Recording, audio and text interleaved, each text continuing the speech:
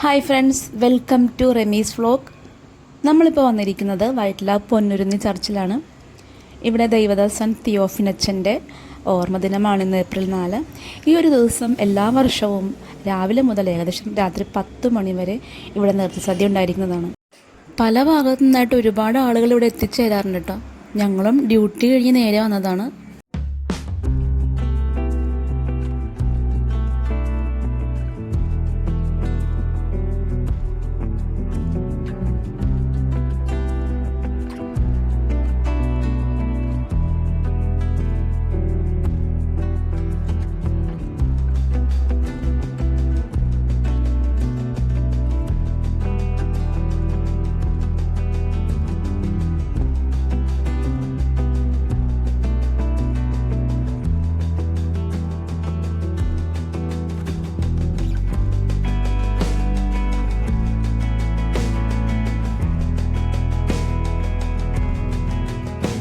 ഇവിടെ ഇപ്പോൾ നേർച്ചസദ്യ നടന്നുകൊണ്ടിരിക്കുകയാണ് കേട്ടോ. രാവിലെ തുടങ്ങിയതാണ്.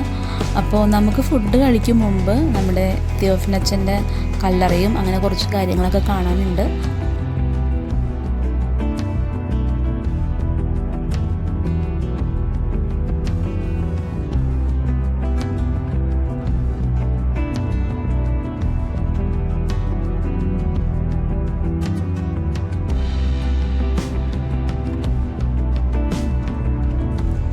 ഈ ഭാഗത്തായിട്ടാണ് ചർച്ച്. അപ്പോൾ ചർച്ചിൽ നൊവേന നടന്നുകൊണ്ടിരിക്കുകയാണ്.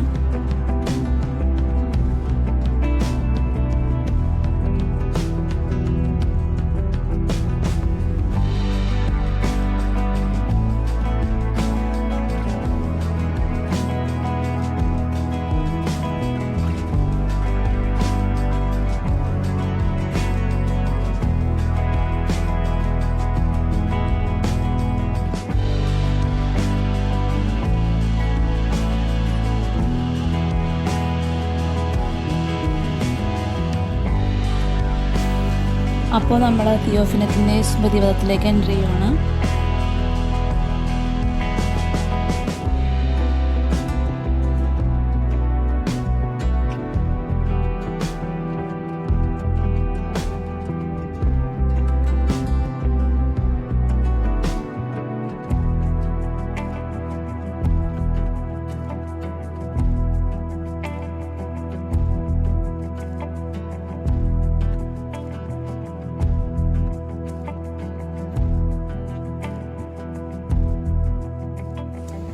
ഇവിടെയായിട്ടാണ് കേട്ടോ തിയോഫിനച്ചൻ്റെ കല്ലറ.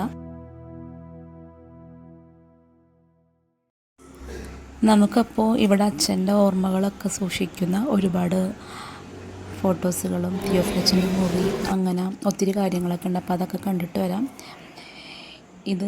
ഇവിടെ തിയോഫിനച്ചൻ്റെ ഈ ഫോട്ടോയ്ക്ക് മുന്നിൽ നമ്മൾ അപേക്ഷ എഴുതിയത് ഇടുന്നുണ്ട് കേട്ടോ. അവിടെ ഒരു നോട്ട് ബുക്കും ഉണ്ട്, പിന്നെ പേനയുണ്ട്. അപ്പോൾ അതെടുത്തിട്ട് നമുക്ക് അവിടെ അപേക്ഷ എഴുതിയിടാം. നമ്മുടെ എന്തെങ്കിലും ആഗ്രഹങ്ങളൊക്കെ ഉണ്ടെങ്കിൽ അപേക്ഷയായിട്ട് എഴുതി ഇടാവുന്നതാണ്. അപ്പോൾ അങ്ങനെ ഒരുപാട് പേര് അവിടെ എഴുതിയിടുന്നുണ്ട്.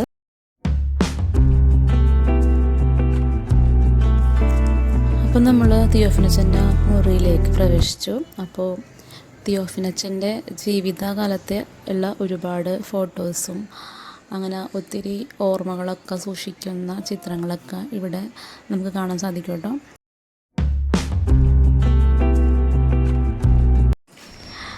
തിയോഫിനച്ചൻ ജീവിച്ചിരുന്ന 55 വർഷ കാലയളവിൽ 10 വർഷവും പൊന്നുരുന്നിയിലെ ആശ്രമത്തിലാണ് അദ്ദേഹം ചെലവഴിച്ചത്.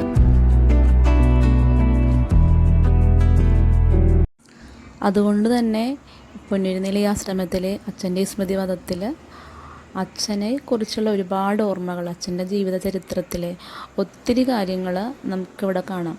ഒരുപാട് കാര്യങ്ങൾ അച്ഛൻ ഇവിടെ ജീവിച്ചിരുന്ന സമയത്ത് ഉണ്ടായിരുന്ന ഓരോ കാര്യങ്ങളും നമുക്കിവിടെ ചിത്രങ്ങളിലൂടെ നേരിട്ടെന്ന പോലെ നമുക്ക് അനുഭവിച്ചറിയാൻ പറ്റും. ഓരോ ചിത്രങ്ങളും നമ്മളോട് അച്ഛൻ്റെ ഓരോ ജീവചരിത്രങ്ങളിൽ ഓരോ ജീവിത ഭാഗങ്ങളുടെ കഥ പറഞ്ഞുകൊണ്ടിരിക്കും.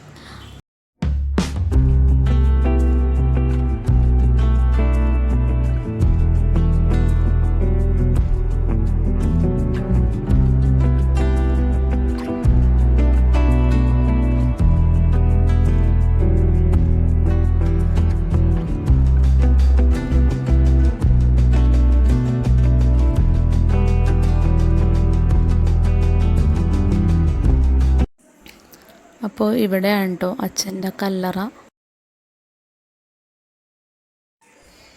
തിയോഫനച്ചന് ഉപയോഗിച്ചിരുന്ന പ്രസംഗ പീഠമാണ് ഈ കാണുന്നത്.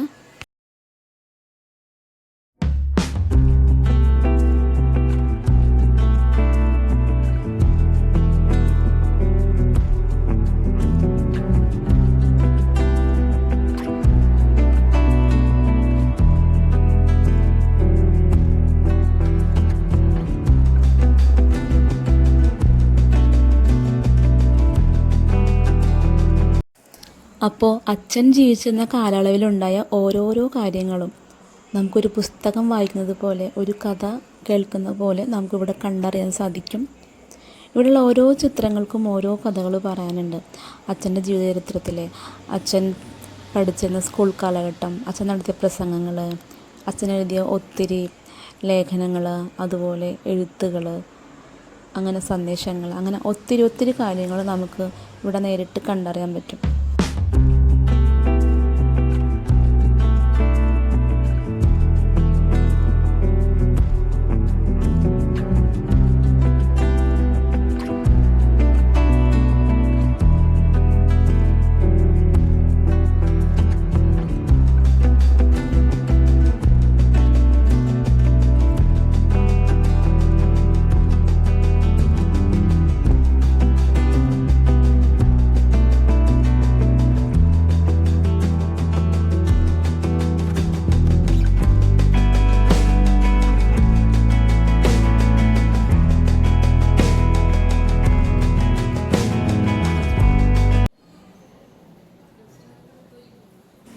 അതുപോലെ തന്നെ അച്ഛൻ്റെ കുടുംബാംഗങ്ങളുടെ ഫോട്ടോസൊക്കെ ഇവിടെ സൂക്ഷിച്ചിട്ടുണ്ട് കേട്ടോ.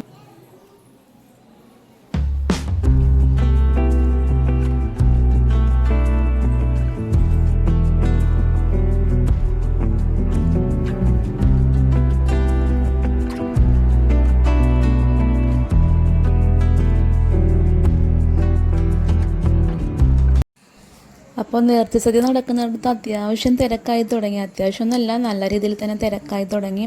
അപ്പോൾ ഓഫീസൊക്കെ കഴിഞ്ഞ് എല്ലാവരും വന്നു തുടങ്ങിയിട്ടുണ്ട്. രാവിലെ മുതലുള്ളതാണെങ്കിൽ പോലും ഈ ഒരു സമയത്ത് തിരക്ക് കൂടുതലായിരിക്കും. അപ്പോൾ തിരക്കായി തുടങ്ങി. അപ്പോൾ നമ്മൾ ക്യൂവിൽ നിൽക്കാമെന്ന് വിചാരിച്ചു.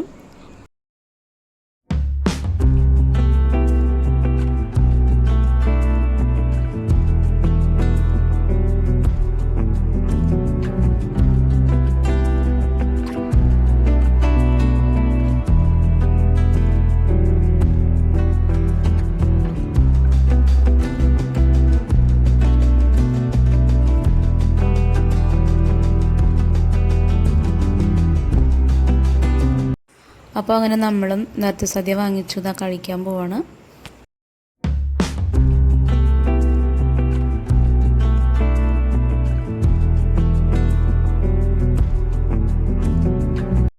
അപ്പോൾ ഈ ഒരു ആശ്രമവും പള്ളിയെയും കുറിച്ച് അറിയാത്തവരാരെങ്കിലും ഉണ്ടെങ്കിൽ ഇനി ഓർത്തിരിക്കുക, ഏപ്രിൽ 4 എല്ലാ വർഷവും ഇവിടെ ഇങ്ങനെ ഒരു നേരത്തെ സദ്യ നടക്കുന്നുണ്ട്. അതുപോലെ അച്ഛൻ്റെ ആശ്രമവും സ്മൃതിപഥമൊക്കെ നമുക്ക് കാണാനും പറ്റും. അപ്പോൾ ഇന്നത്തെ വീഡിയോ ഇത്രയേ ഉള്ളൂ. എല്ലാവർക്കും ഇഷ്ടമായെങ്കിൽ ലൈക്ക് ചെയ്യുക, കമൻറ്റ് ചെയ്യുക, ഷെയർ ചെയ്യുക, ചാനൽ സബ്സ്ക്രൈബ് ചെയ്യുക.